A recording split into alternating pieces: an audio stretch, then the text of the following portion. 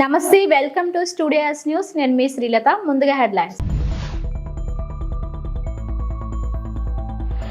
భారత మహిళలు, యువతులు అన్ని రంగాల్లో ఉన్నతి సాధించాలని పేర్కొన్న భారత రాష్ట్రపతి ద్రౌపది ముర్ము.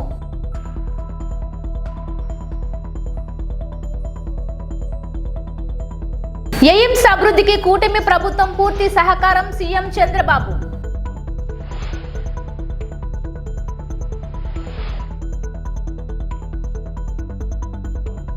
విశాఖ కలెక్టరేట్ లో రెవెన్యూ శాఖ మంత్రి అనగాని రివ్యూ, అధికారులకు కీలక సూచనలు. ఏపీ తెలంగాణలో పడిపోయిన ఉష్ణోగ్రతలు, అరకులో 3.8 డిగ్రీలు, తెలంగాణలో పలు జిల్లాలకు ఆరెంజ్ అలర్ట్.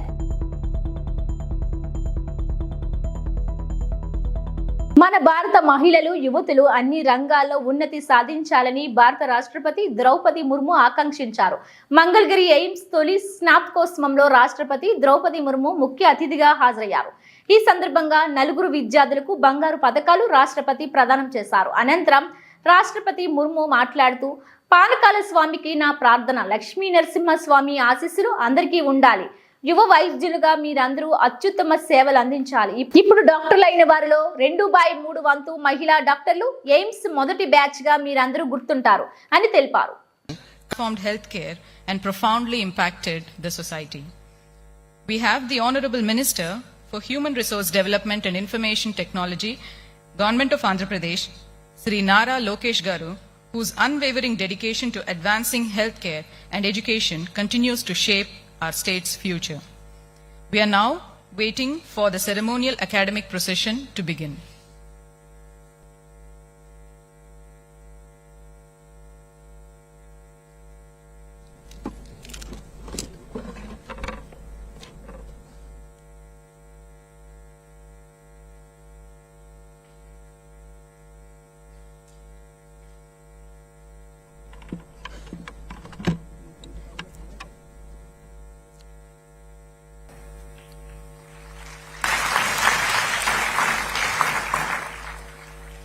मंगलगिरी के इस पवित्र स्थल पर मैं पानकाल स्वामी को सादर नमन करती हूँ। मेरी प्रार्थना है कि भगवान लक्ष्मी नरसिंह स्वामी का आशीर्वाद सभी देशवासियों को सदैव प्राप्त होता रहे। यहाँ अध्यापन करने वाले आप सभी विद्यार्थियों और प्राचार्यों का ये सौभाग्य है कि आपको भगवान विष्णु के पानकोम का मधुर प्रसाद मिलता रहता है। Dear students, I express my heartiest congratulations to you all, the youngest doctors among you. You have received their degrees today. 2/3 of them are young lady doctors.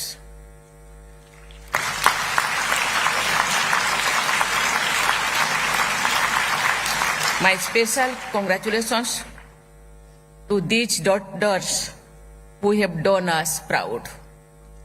I convey my special appreciation for the young doctors who have been awarded gold medals today. Among the medal winners too, our daughters have accounted for the large share of the glory. The rising participation of women in the medical profession and their significant contributions demonstrate that we are becoming a truly developed society.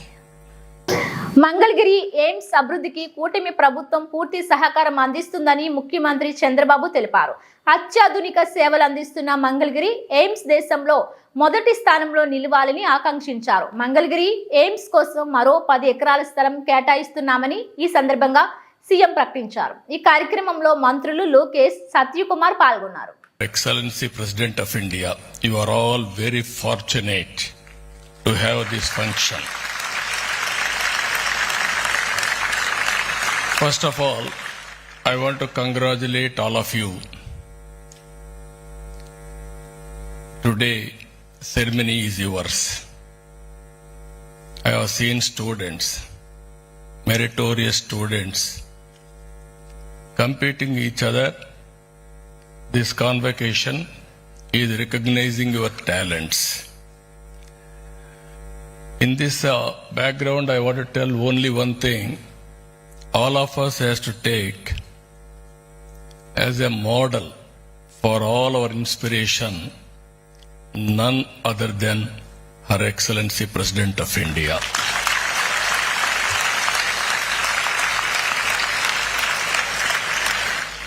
She was born as an ordinary woman. Now she has achieved extraordinary excellence. If we can go through her history, one small family, that to tribal family in a remote village, with dedication, with hard work, she rose to the President of India position, first citizen of India position. That is her achievement during our lifetime. She started as a teacher, then assistant professor, then irrigation department one junior assistant, then in Raipur one counselor. First academic service, then she entered into political service as counselor, then chairperson, then minister, then governor, then President of India.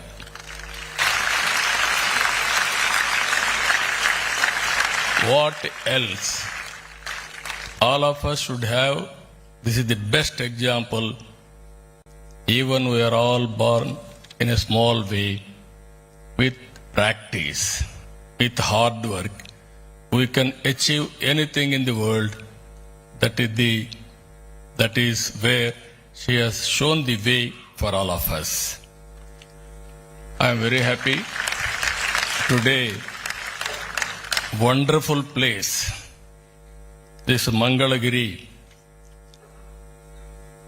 Visakha collectorate లో revenue శాఖ మంత్రి అనగాని సత్యప్రసాద్ సమీక్షా సమావేశం నిర్వహించారు. శ్రీకాకుళం, విజయనగరం, పార్వతీపురం, మన్యం, అల్లూరు జిల్లాల్లో revenue అంశాలపై సమీక్షా సమావేశం జరిగింది. సమీక్షా సమావేశంలో హోంమంత్రి వంగల్పూడి అనిత, 4 జిల్లాల ప్రజా ప్రతినిధులు పాల్గొన్నారు. ఈ సందర్భంగా ఉమ్మడి జిల్లాల్లో భూముల పరంగా అధికారులకు పలు కీలక సూచనలు అధికారులు కార్యక్రమంలో పలువురు ఎమ్మెల్యేలు పాల్గొన్నారు. తప్పకుండా రిగ్రెసల్ కూడా గౌరవ ముఖ్యమంత్రి గారు పది మంది చెప్తారు. రిగ్రెసల్ కూడా స్పీకింగ్ నోట్ గా ఉండాలి. మొన్న ఇచ్చాము ఇన్నామా 30 రోజులు ఇవ్వాల్సింది దాన్ని 30 రోజులు కుదిరించి దాన్ని మళ్ళీ 20 రోజులు కుదిరించి ప్లస్ అసలు భూమి దగ్గరికి వెళ్లకుండా చేసిన పరిస్థితి మనం చూసాం. కానీ ఇప్పుడు పక్కా పగడబందీగా ఏదైతే 60 పెట్టుకునే ఏర్పాటు ఇవ్వడం జరిగింది. దాదాపుగా 2,85,000 గ్రీవ్స్ వచ్చినాయి. దాంట్లో 1,00,000 దాకా గ్రీవ్స్ ఒక్క గ్రీవ్ కూడా సాల్వ్ చేసి ముందుకెళ్ళ లక్ష్యంతోనే రీసర్వే గ్రీవ్స్ కూడా ఒక ప్రత్యేకమైనటువంటి గౌరవ ముఖ్యమంత్రి గారు ఎప్పుడు కనపడినా కూడా నన్ను కానీ మా సిసోడియా గారు కానీ ఒకటే మాట, ఎప్పుడు వీఏలు ఎక్కువ ఉంటున్నామయ్యా అంటారు. సో ఎప్పుడు రాష్ట్ర అధ్యక్షులు గౌరవనీయులు పల్లా శ్రీనివాస్ గారు ప్రత్యేకంగా స్వాగతం పలుకుతా ఉన్నాం. రీసర్వే గతంలో తొందరపాటుతనంతో చేశారు. అన్ని అంతా జరిగే అందరికి తెలుసు. గత ప్రభుత్వం కేవలం వాళ్ళతో 6 మాటం సొంత ఎజెండాతో ముందుకెళ్లారో మనకి తెలుస్తా ఉంది. దాన్ని కూడా తప్పకుండా సత్వరంగా పరిష్కరించి ఒక మంచి ప్రభుత్వం. విశాఖ జిల్లాలో గత 2 రోజులుగా చలి వణికిస్తుంది. ఉష్ణోగ్రతలు గణనీయంగా తగ్గుతుండడంతో చలి తీవ్రత పెరుగుతుంది. ఈ క్రమంలో చలి పట్ల అప్రమత్తంగా ఉండాలని వాతావరణ శాఖ హెచ్చరిస్తోంది. ఉదయం 9 గంటలు దాటినా చలి తీవ్రత తగ్గడం లేదు. ముఖ్యంగా జిల్లాలోని మండలం, పల్లె ప్రాంతాల్లో ఉష్ణోగ్రతలు తగ్గుముఖం పడుతున్నాయి. ముఖ్యంగా జిల్లాలో తూర్పు ఈశాన్య గాలుల వీస్తుండడంతో చలి తీవ్రత మరింత పెరిగే అవకాశం ఉందని వాతావరణ కేంద్రం తెలిపింది. ఈ నెల 18 నుంచి 20వ తేదీ వరకు రాత్రి ఉష్ణోగ్రతలు 8 డిగ్రీలు 15 డిగ్రీలు నమోదు కావచ్చని వాతావరణ శాఖ తెలిపింది. రాత్రి నుంచి చలి గాలులు మరింత బలంగా వీచే అవకాశం ఉందని వెల్లడించింది. ఈ చలి గాలుల ప్రభావం ఫిబ్రవరి మొదటి వారం వరకు ఉండవచ్చనే అభిప్రాయం వ్యక్తమవుతోంది. మొత్తంగా గత 2 రోజులుగా జిల్లాలో చలి తీవ్రత అధికం కావడంతో సాయంత్రం కాగానే రోడ్లన్నీ నిర్మానుష్యంగా మారుతున్నాయి. చలి అధికంగా కావడంతో వాటిని తట్టుకునేందుకు స్వెటర్లు, మఫ్లర్లు, బట్టల దుకాణాలను ప్రత్యేకంగా అమ్మకాలు నిర్వహిస్తున్నారు.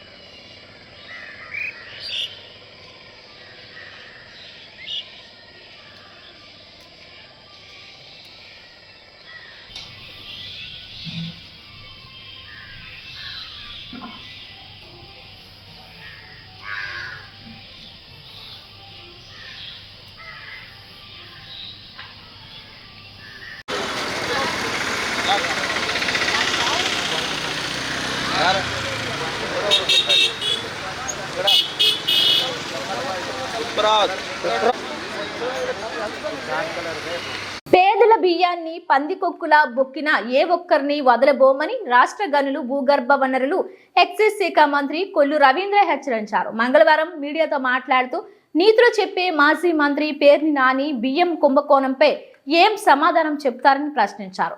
90 లక్షల విలువైన బియ్యం మాయం చేసి పారిపోయారని విరుచుకుపడ్డారు. పోయిన బియ్యానికి డబ్బులు చెల్లిస్తామని తన దోపిడీని ఒప్పుకున్నారన్నారు. అరాచకాల్ని ఉపేక్షించం. గతంలో చేసినటువంటి మొత్తం అన్ని స్కామ్లు కూడా వెలుగు తీస్తాం. ఈరోజు మీరు చేసినటువంటి మీ తప్పిదాలే మిమ్మల్ని నడి రోడ్డు మీద బట్టలు తీసి నిలబెట్టాయి. ప్రతిదానికి నీతి కబుర్లు చెప్తూ ముందుకు బయలుదేరతాడు. అయ్యా పేరు నాని గారు, ఇవాళ పేద ప్రజలకి చెందాల్సినటువంటి బియ్యాన్ని నువ్వు బొక్కింది వాస్తవమా కాదా? దాదాపు 3708 బస్తాలు, 187 టన్నులు, దాదాపు 90 లక్షల రూపాయలు ఖరీదు చేసే బియ్యాన్ని లారీలు నీ సొంత గోడౌన్స్ నుంచి పోర్టు ద్వారా రేషన్ బియ్యం స్కాముల్లో ఇది కొంత భాగం మాత్రమే అని మేము అనుకుంటా ఉన్నాం. ఇంకా అసలు స్కాములు మొత్తం కూడా చాలా ఉన్నాయి. అవన్నీ కూడా బయటకు వస్తాయి. ఇవాళ మరి నీతి కబుర్లు చెప్పే పేరు నాని గారు అడ్రస్ లేకుండా కుటుంబం మొత్తం కూడా గ్యాలప్స్ అయిపోయారు. ఏ గోడరికి పారిపోయాడో అడ్రస్ లేకుండా వెళ్ళిపోయి నిన్నొచ్చి మరి లెటర్ ఇస్తారు, బియ్యం పోయింది వాస్తవమే, డబ్బులు కట్టేస్తా అంటే దొంగతనం చేసి దొంగ వెళ్ళి డబ్బులు కడితే దొరైపోతాడా? అయ్యా పేరు నాని గారు, మీరు కూడా మీ సొంత గోడౌన్స్లో దొంగతనం చేసి ప్రభుత్వానికి నేను డబ్బులు కట్టేస్తానంటే నువ్వు సచ్చిరు కాదు. చట్టం ఊరుకోదు. చట్టం మిమ్మల్ని ఖచ్చితంగా ఇవాళ మీ అవినీతి దాహానికి మీ ఆడవాళ్ళని కూడా తీసుకొచ్చి రోడ్డు మీద నిలబెట్టారు కదయ్యా. సిగ్గు అనిపించట్లా మీకు? ఇంత పేదల సొమ్ముని దోచుకోవడానికి మీకు సిగ్గు అనిపించట్లా? ఇవాళ మేమంతా కూడా మొత్తం గోడౌన్స్ కన్స్ట్రక్షన్ దగ్గర నుంచి నీకు రాజకీయమే వ్యాపారం. ఇవాళ నీ గోడౌన్స్ ఎక్కడి నుంచి తెచ్చి కట్టావు? పేదల్ని భయపెట్టి వాళ్ళని బెదిరించి భూములు లాక్కుని పేదలకి స్థలాల్లోంచి మట్టి ఎత్తుకొచ్చి కొన్ని లక్షల ట్రక్కుల మట్టి నింపి దాని మీద అవినీతి గోడౌన్స్ కట్టుకుని అవినీతి గోడౌన్స్లో పెట్టిన బియ్యాన్ని అమ్ముకుని ఇవాళ విశాఖ పరిధిలో క్రైమ్ రేట్ ఎంత మందిని అరెస్ట్ చేశారు, ఎంత ప్రాపర్టీని రికవరీ చేశారనే దానిపై సిపి శంకర్వ్రత బాగ్చి మంగళవారం మీడియాకు వివరించారు. సిపి మీడియాతో మాట్లాడుతూ గడిచిన నెలలో విశాఖ పరిధిలో 89,33,000 విశాఖ పరిధిలో క్రైమ్ రేట్ ఎంత మందిని అరెస్ట్ చేశారు, ఎంత ప్రాపర్టీని రికవరీ చేశారనే దానిపై సిపి శంకర్వ్రత బాగ్చి మంగళవారం మీడియాకు వివరించారు. సిపి మీడియాతో మాట్లాడుతూ గడిచిన నెలలో విశాఖ పరిధిలో 89,33,385 ప్రాపర్టీ రికవరీ చేసినట్లు వెల్లడించారు. 73 కేసుల్లో 87 మందిని అరెస్ట్ జైలుకు పంపించామన్నారు. 1106 గ్రాముల బంగారం, 4,616 గ్రాముల వెండి, 3,50,820 రూపాయల నగదును రికవరీ చేసినట్లు చెప్పారు. ఒక ఆటో, ఒక కారు, 2 ల్యాప్టాప్లు, 21 ద్విచక్ర వాహనాలు, ఒక ప్రింటర్ స్వాధీనం చేసుకున్నామన్నారు. बोला कि भाई चोर मिल गया, जबकि इन्होंने बोला आप ऑफिस जाओ। मैं डॉग आया और ये थंब इम्प्रेशन आया, सब कुछ हुआ और मैं इतना सोच भी नहीं सकता था कि शायद मैं तो ये सोच के गया था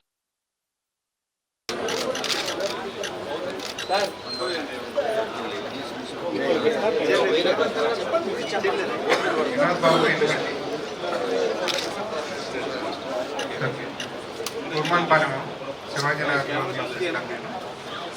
నేను తిరుపతి వెళ్ళటం జరిగినప్పుడు మా ఇంట్లో దొంగలు పడి గోల్డ్ వెండి తీసుకుని వెళ్ళిపోయిన వెంటనే నేను పోలీస్ వారికి కంప్లైంట్ చేయగానే వితిన్ 2 డేస్లో మాకు రికవరీ జరిగిందని చెప్పి తెలియజేయడం జరిగింది.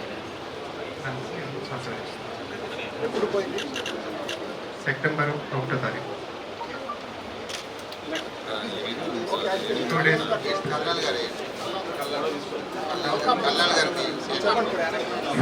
మరకాపురంలో బీహారు వెళ్ళేటప్పుడు లాక్ చేసుకుని వెళ్ళారు. వాళ్ళు తిరిగి 5 రోజుల్లో వస్తానికి పట్టుకోవడం జరిగింది రిపోర్ట్.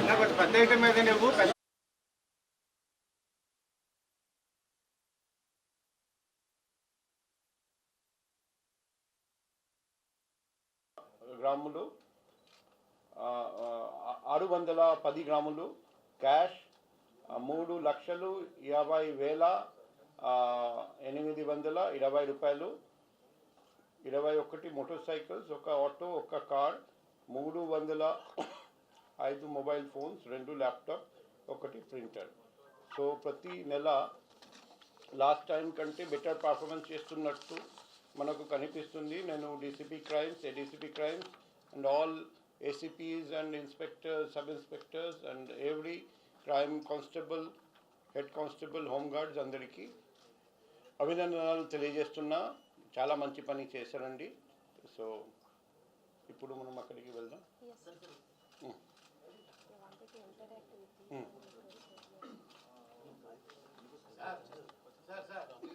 రికవరీ ఓకే సార్, అంటే నేరాలు జరగకుండా లాస్ట్ టైం చాలా నిర్ణయాలు తీసుకున్నారు సార్. అది ఎంతవరకు అమలులోకి వస్తుంది సార్? ఎక్కువ అంటే ప్రతి నెల మనం రికవరీ చేసుకున్న కేసులు జరిగే అవసరం ఉంటుంది. ఇప్పుడు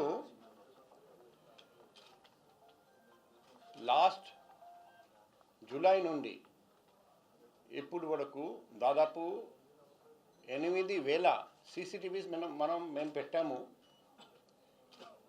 పబ్లిక్ ఇనిషియేటివ్తో. అది కాకుండా లైట్స్ పెట్టడం జరిగింది, పోదలు క్లియర్ చేయడం జరిగింది. దానివల్ల ఆఫెన్స్ జరిగిన వెంటనే మేము రికవరీ చేస్తున్నాం. మీరు రెగ్యులర్గా సోషల్ మీడియా పోస్ట్ కూడా చూస్తే చాలామంది ఆఫెన్స్ జరిగిన వెంటనే వైజాగ్ సిటీ పోలీస్ మా ప్రాపర్టీ రికవర్ చేశారని ధన్యవాదాలు తెలియజేస్తున్నారండి. మొన్న నేను వాల్టియర్ క్లబ్లో ఒక లెక్చర్ ఇవ్వడానికి వెళ్ళాను. అక్కడ కూడా ఒక పార్టిసిపెంట్ లేచి నా మొబైల్ ఫోన్ పోయిన 2 గంటల్లో వైజాగ్ సిటీ పోలీస్ రికవర్ చేశారని చాలా అప్రిషియేట్ చేశారండి. సో ఒకవైపు పెట్రోలింగ్ పార్టీ పెంచడం, బీట్ సర్వీస్ పెంచడం, మరోవైపు ఈ సీసీటీవీ లైటింగ్, పోదలు క్లియర్ చేయడం. వైఎస్ఆర్సీపీ ఎంపీ విజయసాయిరెడ్డి అక్రమాలను బయటపెట్టి పోరాడుతున్నందుకు తనను బదిలీ చేయించారని, తన భార్యను లోబర్చుకొని విశాఖపట్నంలో 1500 కోట్ల విలువైన భూములు కొల్లగొట్టారని శాంతి భర్త మదన్ మోహన్ అన్నారు. విజయసాయికి DNA పరీక్షలు నిర్వహించి వాస్తవాలు నిగ్గు తేల్చాలని మంత్రి నారా లోకేష్ కు కలింగిరి శాంతి భర్త మదన్ మోహన్ విజ్ఞప్తి చేశారు. తనకు న్యాయం చేయాలని కోరారు.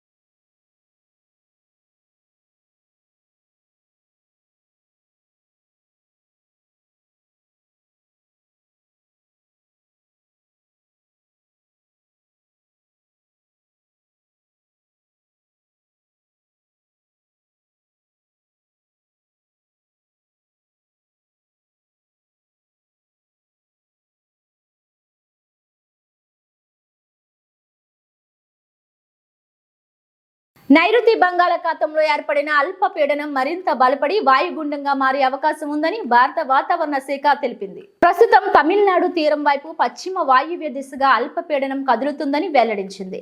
దీని ప్రభావంతో ఆంధ్రప్రదేశ్, తమిళనాడు ప్రాంతాల్లో మోస్తరు నుంచి భారీ వర్షాలు కురిసే అవకాశం ఉందని తెలిపింది. అల్పపీడన ప్రభావంతో ఏపీలో ముఖ్యంగా కోస్తా, రాయలసీమ ప్రాంతాల్లో పలు చోట్ల మోస్తరు నుంచి భారీ వర్షాలు కురిసే అవకాశం ఉందని వాతావరణ శాఖ తెలిపింది. మంగళవారం నెల్లూరు, తిరుపతి జిల్లాలో మోస్తరు వర్షాలు కురిసే అవకాశం ఉందని, 1-2 చోట్ల భారీ వర్షాలు పడే అవకాశం ఉందని వెల్లడించింది.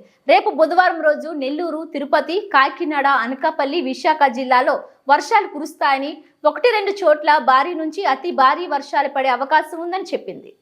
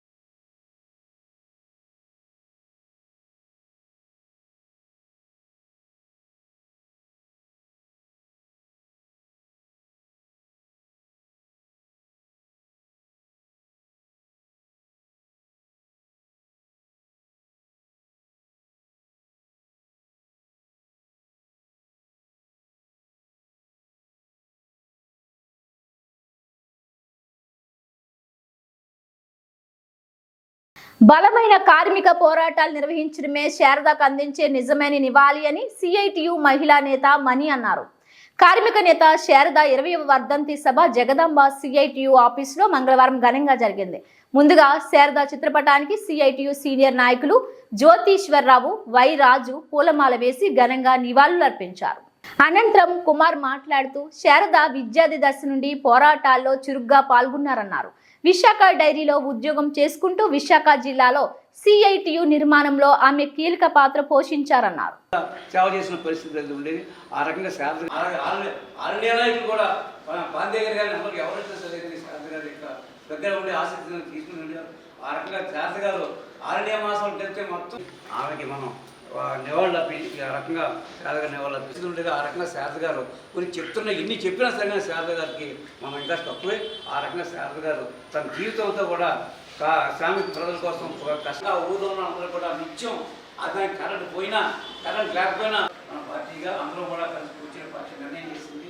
శారదా స్కూల్ శారదా నికేతన్ అని చెప్పేసి అరకులో స్కూల్ పెట్టాలని, అలాగే జలధార ద్వారా 36 గ్రామాలకు వచ్చి ఆ గ్రామంలో ఉన్న ప్రజలందరూ కూడా మంచినీరు బ్రహ్మాండంగా ఈరోజు మనం 20 రూపాయలకి ఒక లీటర్. మనందరికీ తెలుసు శారద గారు తన జీవితాన్ని, తనకున్న మొత్తం సమయాన్ని సిఐటియు కోసం, కష్టజీవుల ఉద్యమం కోసం వెచ్చించారు. చాలా అద్భుతమైన కామ్రేడు, చాలా ధైర్యవంతురాలు. ఎలాంటి కష్టమైనా ఆమె దానికి పరిష్కారం కోసం ప్రయత్నం చేసేవారు, కానీ ఎప్పుడు డేలా పడిపోయే పరిస్థితి తెలిసేది కాదు.